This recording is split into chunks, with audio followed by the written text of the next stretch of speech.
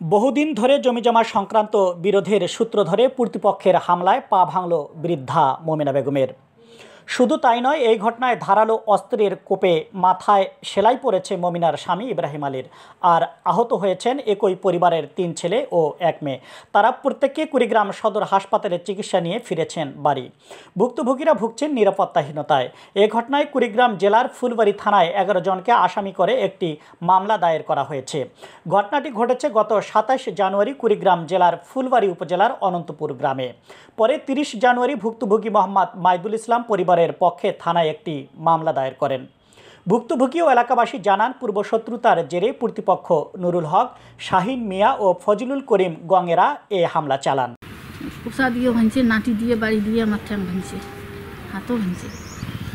পরে আমার মাইক দেখে আমার ছেলে পেলে দৌড়ে গেছে, চেঁচামেচি শুনে দৌড়ে যায় আমাকে বাঁচাইতে যায় আমার ছেলেরা মাইক।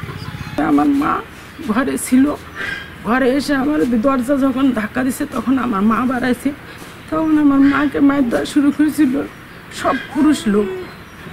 আর তখন আমার মার চিৎকার শুনে আমি গেছি, তখন আমাকে হামলা করছে, এটি সব ক্ষতি করছে। পুরুষ লোকেরা সবাই মিলে খালি লাঠি দিয়ে আমার এই চোখে, নাকে, মুখে, পায়ে সব জায়গায় মার দিছি।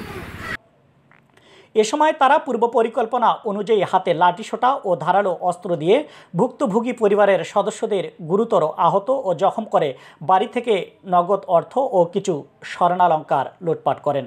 এ ব্যাপারে অভিযুক্ত পরিবারের সাথে যোগাযোগ করা হলে তারা কেউ কথা বলতে রাজি হননি।